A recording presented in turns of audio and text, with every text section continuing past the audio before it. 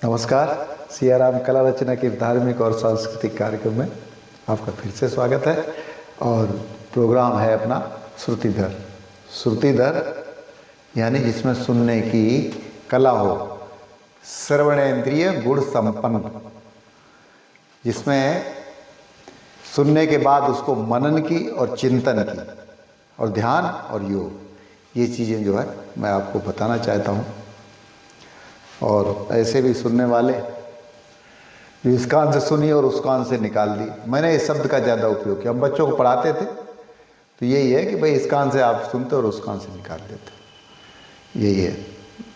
और दूसरा ये है सुनी अनसुनी करना। बड़े बुजुर्ग कहें, कोई बात कहें, सुनी अनसुनी हो गई। गुरुजन कुछ कहें तो सुनी अनसुनी हो गई। और एक और होता है मुहावरा, एक और है, कान में जू न रेंगना। कान में जू न रेंगना। तो बहुत अच्छे अच्छे उदाहरण है, अभी एग्जाम्पल है। आप जो इस मंच पे, यूट्यूब मंच पे जो आप प्रस्तुतियां दे रहे हैं, बहुत से ऐसे लोग हैं आते हैं कमेंट करके चले जाते हैं, उन्हें कोई मतलब ही नहीं। अभी मैंने एक वीडियो डाला और उसमें 3-4 कमेंट आ गए और व्यूअर सिर्फ 2।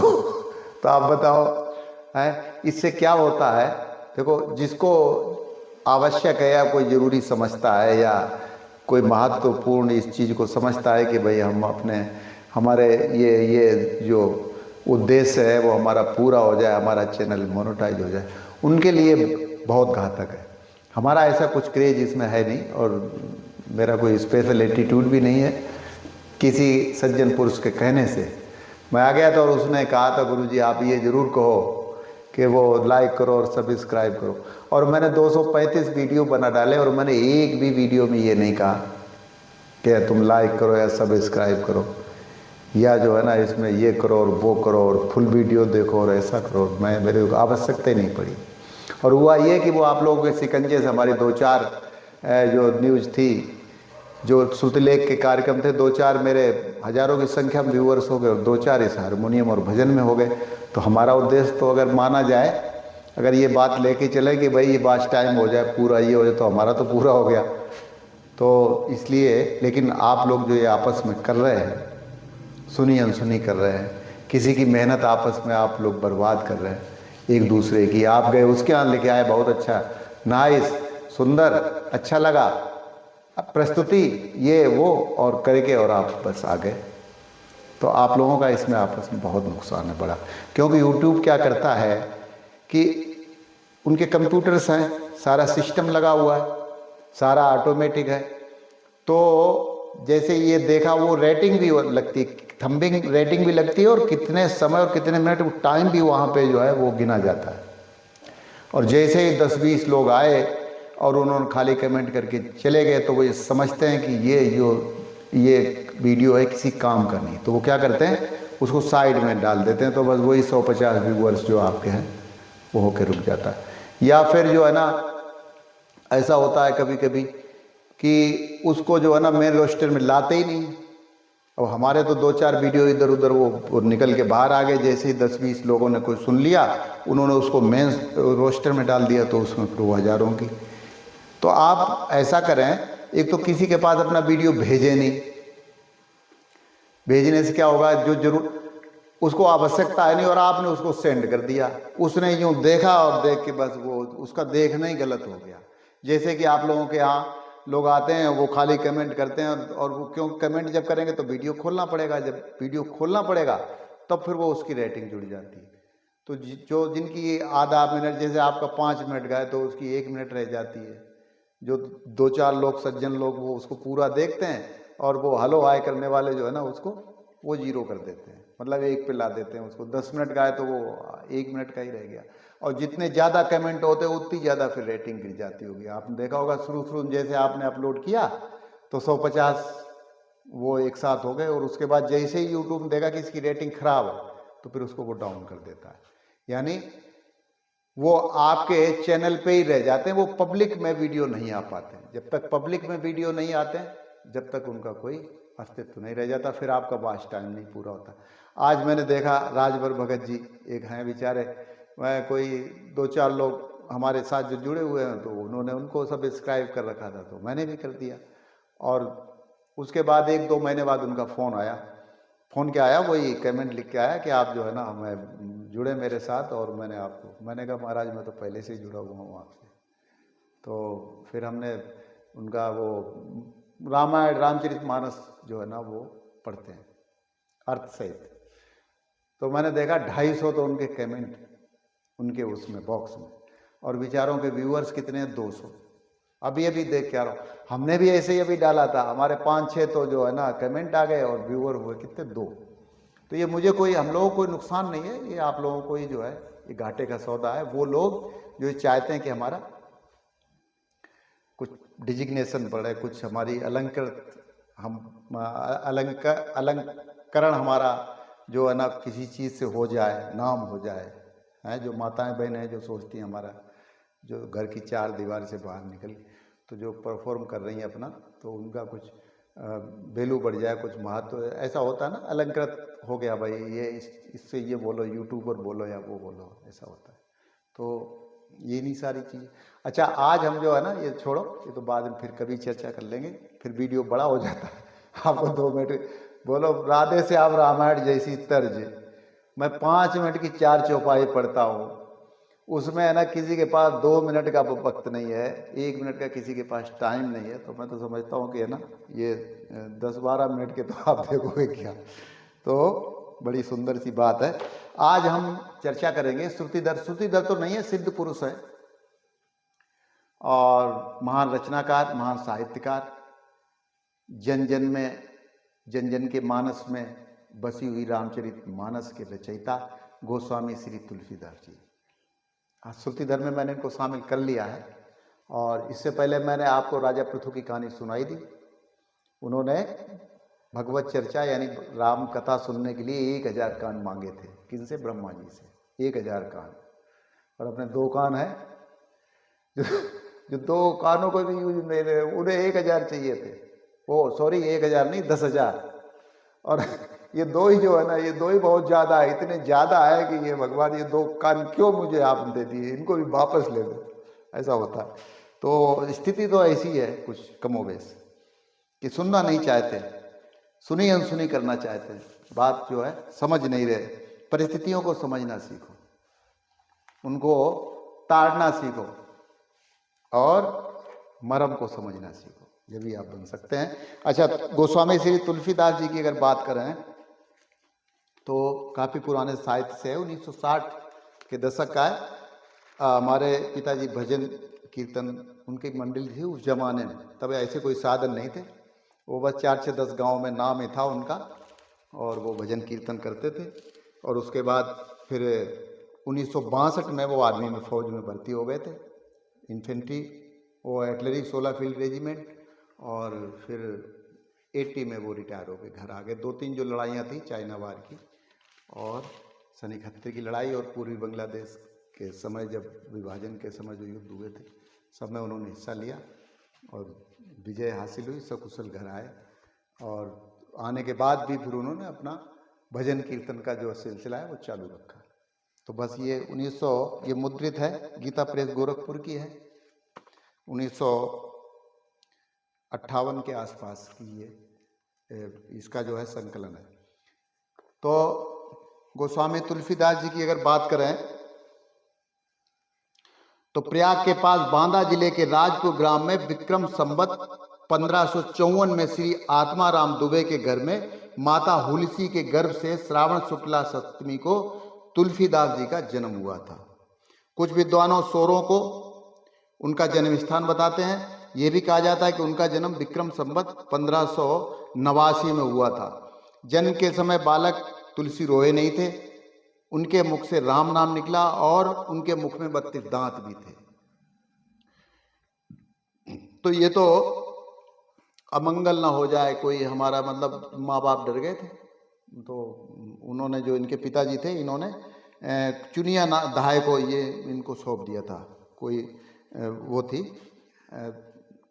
उस समय, आज जो आप गृहणियाँ जो है ना घर में काम करती हैं एक दूसरे के यहाँ जाके, घर के गृहस्थी के, तो वो सेविका कह सकते हैं इनको।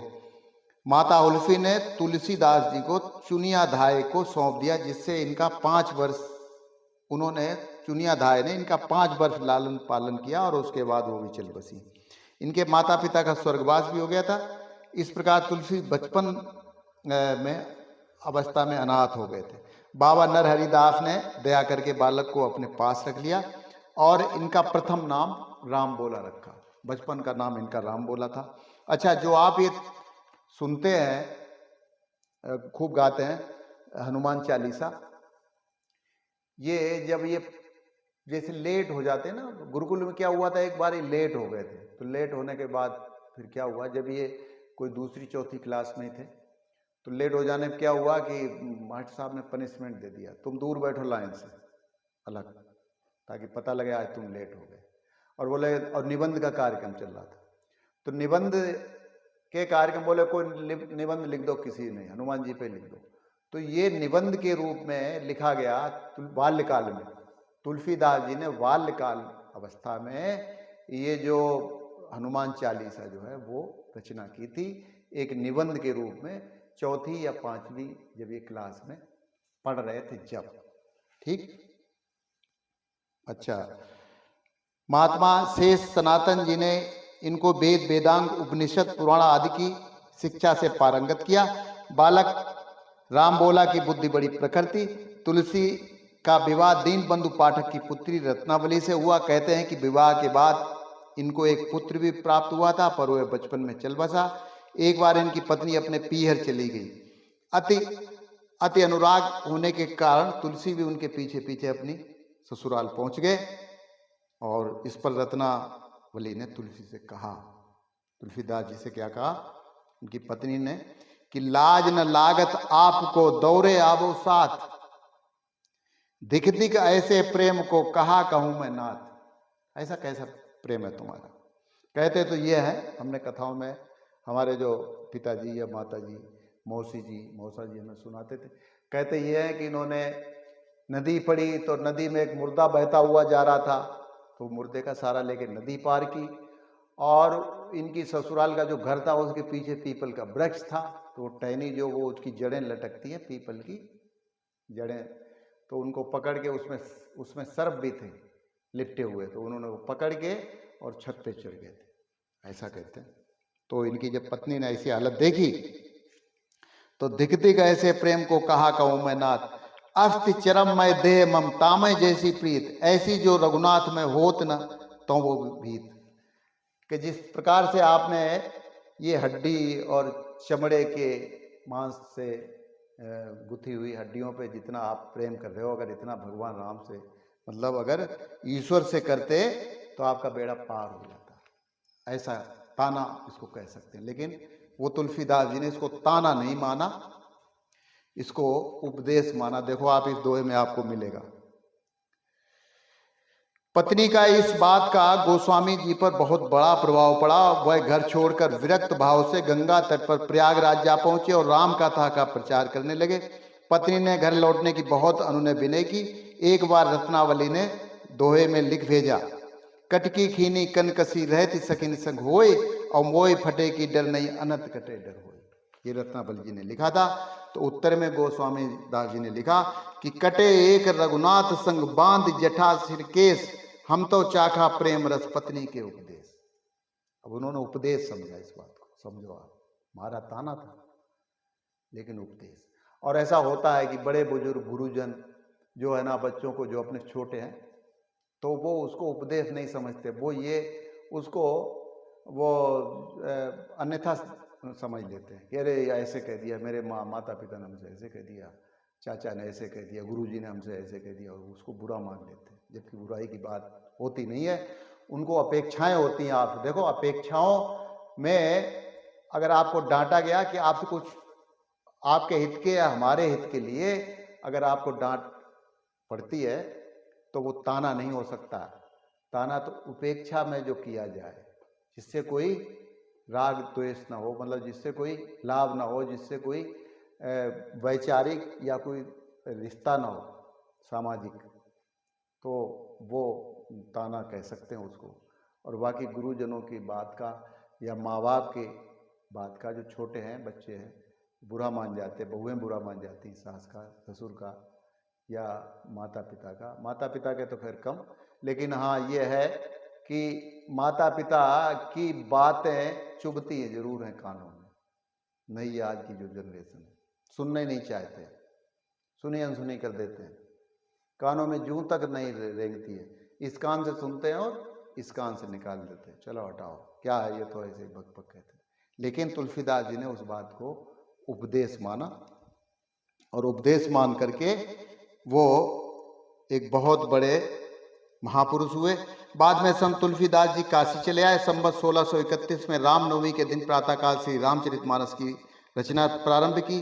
2 वर्ष 7 महीने और 26 दिनों में ग्रंथ की समाप्ति हुई रामचरितमानस की, जिसमें कि 4-5 हजार के आसपास की चौपाइयाँ हैं और शायद 1000-1500 दोहे भी हैं, रस है।